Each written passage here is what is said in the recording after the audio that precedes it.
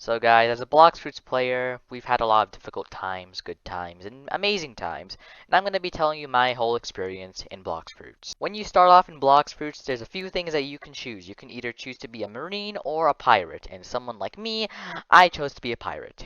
There's a lot of things that you can do in this game, such as buy swords, buy guns, buy new fruits for new abilities. And well, funny thing is that the first fruit I ever got is something that I stole. Yes, I stole a flame fruit. That's one of the worst fruits in the game, but hey, I got it for free. So, to summarize my whole first experience, because nothing really exciting happened except for one thing, which I'll tell you after I'm done saying about this. I literally did the same thing over and over and over again. The first seed, there's nothing really to talk about except a certain quest that I did, which was kind of the most fun thing, which wasn't even that fun to be honest. So the quest I did, well, it was just to unlock a legendary sword, which is called the Saber. It was an okay decent sword, it wasn't the best, but the quest took only about 10 minutes, nothing too impressive, which is why I did it. And a lot of people say it's actually a pretty good sword in the game for beginners, so I just had to get it. And did I ever use a sword from then? No. So if I'm gonna have to rate my first sea experience in Blox Fruits, I will give it a solid 6.5 out of 10. It wasn't the best, it wasn't the greatest. I met some nice people, I met some questionable people. And well, pretty much that. Time to move on to one of my favorite seas, which is the second sea. Now this is where we get into the fun stuff. So guys, this is the second sea. So guys, this has about way more things than the first seed. There's so many new quests, so many things that you can do, and I'm gonna be telling you everything that I've done besides in the quest because it's literally just doing the same thing over and over again. So guys, the first major change that I saw in the second sea was trading. Yes, you can trade in the second sea, and it is absolutely amazing. It is absolutely beautiful. I love this because usually if in the first sea, whenever I tried to trade or quote unquote trade a fruit from someone, it's just literally just a 50-50 if they're gonna go through with it or not, which is quite foolish of me to be honest.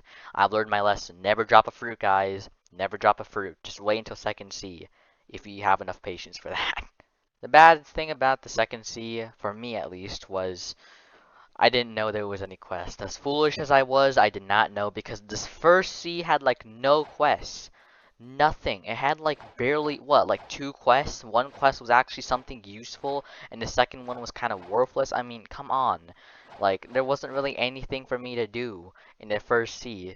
So I did like, I skipped like 20 quests that were actually kind of useful in the second sea, which could have been helpful.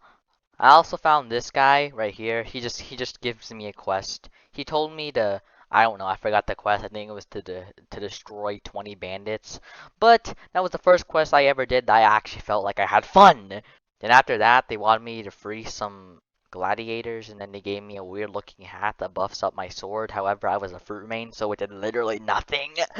And then, next quest that I did, at least, was defeat Doflamingo. This actually took a long time because, yeah, you need a 1 mil fruit that is valued 1 million. And with luck like mine, yeah, I did not get a lot of good fruits from the fruit gotcha, however, which is quite unfortunate. So I tried trading. How'd that go, you may ask? So I spent day after day rolling fruits, trying to trade for at least a quake fruit. And you wanna know what I get? Garbage. Straight garbage. And I just couldn't get a quake fruit or better because I was poor. So then I'm like, let's do another quest instead. So I recently heard of something new. I mean, it was out for quite a while, but I just never heard of it because I was too busy grinding. But the quest was Race V2. What is Race V2? Well, it pretty much buffs up the race that you currently have, which is either human, ghoul, cyborg, shark, mink, or angel. It literally just buffs up your stats. However, in my case, is damage. Since I'm a human, it mostly just buffs up my damage, and I wanted that to make my grinding a little bit faster. And so, my quest was to get Race V2. So I walked up to this strange alchemist right here, and, well, he asked me to deliver a few flowers, and I didn't question it. He wanted me to get strange specific colors, a blue one, a red one, and a yellow one, and so I gave them to him. However, this quest was a pain because one spawns at night, the second one spawns in daytime, and the third one, well, you need to defeat any NPC in the entire map, and it just drops at random. That's literally it. Once I delivered the flowers to him, I unlocked Race V2. And straight after that, I did my research and I figured out there was another thing called Race V3, which, well, coincidentally, I had just unlocked Race V2, so I'm like, I might as well do this. Can't be much harder, right? You guys are probably all wondering right now, oh, was it harder? Was it harder? In my honest opinion, it was not as hard, but don't get me wrong, it was still nightmare fuel. So guys, what you need to do is literally walk through this strange invisible wall. I don't know why this is here. I don't know who's supposed to find this, but whatever. I'm not going to question it. You're supposed to walk down here, talk to this man right here, and he's going to give you a quest. Mine was to defeat 3 bosses around the map and to give him $2 million. And then whoop-de-doo, I unlocked Race V3. Easier said than done. I literally had to grind for 3 hours straight just to get $2 million. After rolling from the fruit gacha hundreds of times, I finally got the fruit that I needed. I got a quake fruit. Yes, I'm like, yes! Yes, finally a quake fruit! I'm actually not sure if it was over 1 million fruit. I forgot if it was or not. But whatever fruit it was, I'm not sure if it was a quake. I forgot actually, but just to be dramatic, I pretended it was a quake. But I'm not sure if it was over a 1 mil fruit or not, but I'm pretty sure it was. Tell me in the comments below if it was a 1 mil fruit or not that I needed to enter the palace. So I walked through the front door, look at a strange man that is strangely staring in an empty pool for some strange reason. Walk up to him and give him the fruit that he needs so I can enter the Doflamingo room. There he is, the final boss in the second sea that is he's strangely staring at a wall. Was this fight hard? Yes. I'm not even kidding. I did not have Buddha because I was kind of a noob. I didn't know nothing about Buddha. I'm like, oh, people say that's garbage. And I'm like, oh, okay, yeah, that's definitely garbage. And then, yeah, I totally regret it because I could have easily defeated this man. And you want to know what fruit I had? I had Flame. Yeah, I had Unawakened Flame. Yeah, that's totally gonna help me win this fight, right? Nope, I did not win. I failed again and again and again, and I had to slowly but surely trim his health. And then I'll tell you about my final sea, which is by far the most painful sea in my entire life. Boys and girls, we have entered the third sea. This was by far the most annoying and most beautiful sea. I mean, just look at this, look at this, look at the scenery, look at this, look at the islands. You can see them off in the distance. It looks beautiful, beautiful. Not only that, but the buildings look so much more better. Like, look at this, look at that castle, look at that strange pirate island, whatever that is. However, guys, it was good news and bad news. The good news was I was in the third sea. The bad news was is I was a little bit late on getting something a little bit important in second and first sea. That was fighting styles. So guys, if you are a Blox Fruit expert and pro, you would know that you need to master the fighting styles in the first sea up to 400 mastery. And there's 3 guys. Now let me tell you, each and every one of them in the first sea, there's 3 fighting styles in the first sea. All of them took over 4 hours for me to master. Yes, you heard me right, 4 hours. All 3 of them took 4 hours each. Each of them took 3, sorry, not 4 hours. I stuttered how long it took. 4 hours. 4 hours long for 3 fighting styles.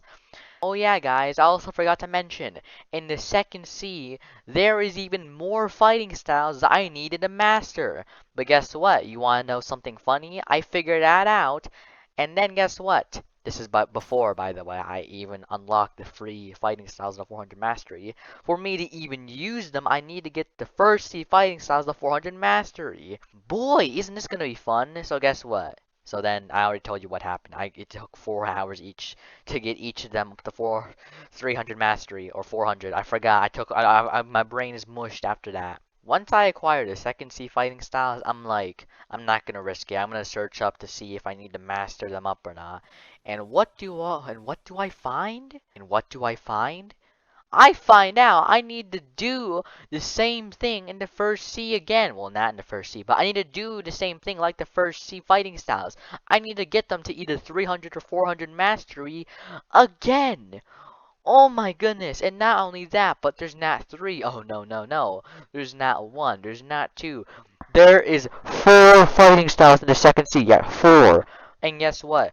They each took 4 hours again. 4 hours again. Yes. Now, a major game-changing thing about the third sea that I've noticed from the first and second sea is that holy frickin' crap. This third sea is toxic as heck. Like, I can't even go in a server, and this is not me being sarcastic, I'm being for real. I can't go in a server with some random 5 mil bounty to 10 mil bounty user saying, can't play without there being a toxic player, and I have to keep on server hopping because of how annoying it is. Like, oh my god, I can't chill.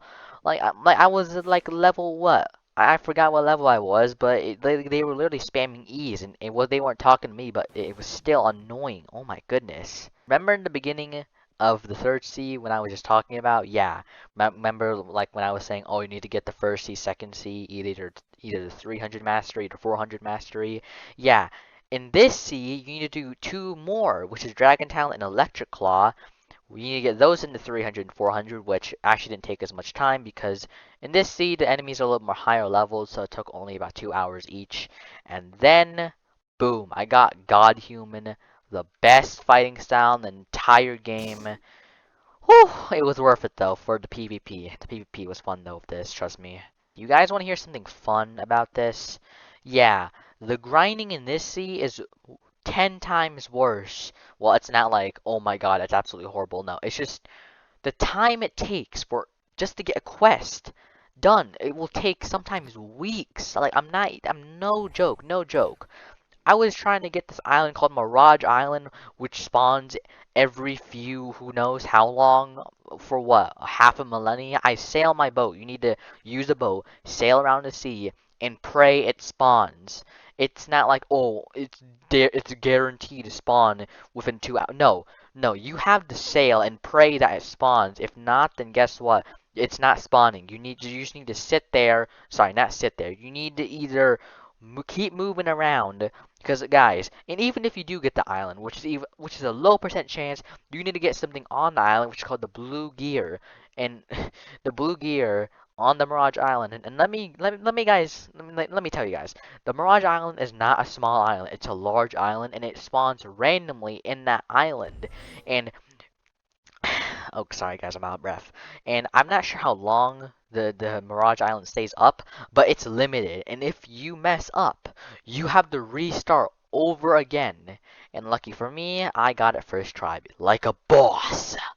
And you're probably asking and wondering, hey, why do you need the blue gear? Well, you need the blue gear to unlock something called Race V4, also known as the Final Race Awakening in the entire game. And well, I was still using human as always, so I did human. And let me tell you guys, trying to awakening your race is already hard. You wanna know why? Because it's a low percent chance that someone in the server is going to want to go inside the awakening room, which is, by the way, you need the blue gear to open. Yeah, just because you got everything else doesn't mean you can do it, because you need two other people to do it, to have race, or sorry, not race v4, race v3. You need two people to have either race v3 or higher to go with you, which means it's gonna take even longer to do that than possibly even Mirage Island. Does this sound fun? It is fun. It's in a really interesting way. So guys, the next thing that was annoying in Blox Fruits third C was Toshida and, well, the Yama Sword. I forgot the Toshida quest, but yeah, it was definitely easier than the Yama quest. So yeah, let me tell you the Yama quest. You need, when you try to get the Yama Sword, you need to destroy 20 elite pirates, which spawn around 4 or 3 random islands around the entire map, which means you need to go on a flippin' manhunt just to get one. And let me tell you, do you want to know how long it takes for the next one to respawn? I forgot how long, but it's within hours. You need to sit there and wait for hours, and guess what? If someone steals that bounty, then guess what? You need to restart and wait and think about your actions when you messed up on that quest, just like me. Another thing that I also loved was the feeling of when I reached max level. It was absolutely amazing. Go check that video out, by the way. I made it a few weeks ago. And it was pretty amazing. Or I forgot, it was like a month or two ago. I don't know. It's been a long time. But I reached max level, and boy, was that an amazing feeling. I felt accomplished. However, that was a time when I didn't even have the Yama sword, and boy. Man, that was fun, I guess. Last thing I want to be talking about is the cursed dual katanas, which is the sword I'm currently holding right now. And oh my god, it is absolutely amazing. The combos and the no skill that you can use this with is absolutely amazing. Like, if you are no skill like me, I'm just kidding, guys. I actually have some sword skill. But seriously, guys, if you are no skill, just use this sword and you'll win a lot of the time. Like, you don't like. It's one of those things that you don't need to have any skill for, and you can still most likely win a fight, unless the enemy player is an absolute sweat like me. But let me tell you, the quest I need to do is absolutely horrible, and it was absolutely nightmares. Like, I literally, you know the Yama quest in Toshida? Well, Toshida was easy, but Yama, oh my god, it was like the Yama quest all over again. The Toshida quest was still easy, but the Yama, oh my goodness gracious, it's even worse. You wanna know why? Because, well, it wasn't as worse, but still though, the Yama quest was absolutely horrendous. You need to use I used the Yama sword, and it asked me to go around the entire map, every single island. And that's not a lie. And I forgot how many islands there were, but you need to go on every single island, and there's certain enemies that will spawn on the islands that have purple dots on them, and then you need to destroy them. And guess what? It took me 4 hours straight. No breaks, no nothing, of me looking at the screen, trying to find an enemy because I sometimes skipped one, and then I had to go on a flippin' manhunt just to find this one NPC, and it was ridiculous. Oh, it was, no, it was absolutely horrible. It's just no. Just no. No, no, no, no, no, no, no, no, no, no, no, no. No, that quest was horrible, and I will never do that again. If I create a new Blox account, if I create a new Roblox account, I'm not doing this again. No, no, never, never, ever again. So the life of a Blox player is not especially the best, but it's not the worst either, because I met actually a few nice people. Like, I'm not gonna lie, I met actually some nice people out there that actually gave me a few nice fruits, like such as the venom fruit.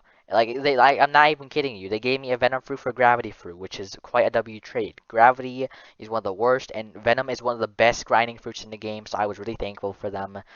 And oh my goodness, oh man, this if I had to rate the second and third C, because I forgot to rate the second C. The second C was a solid 8 out of 10. The third C, I will give it a 9 out of 10. If the grinding wasn't such a pain, then I would give it a 10, but I'll give it a 9. Also, a reason why I can't give it a 10 is because of how many toxic, annoying players there is in this game. And yeah, that's pretty much it. To summarize my the most top tier moments. Thank you guys so much for watching.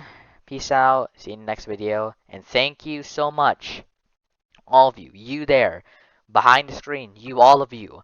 Thank you for 1,000 subscribers. It means so much to me. And I'll see you guys in the next video. Peace out. I love you all.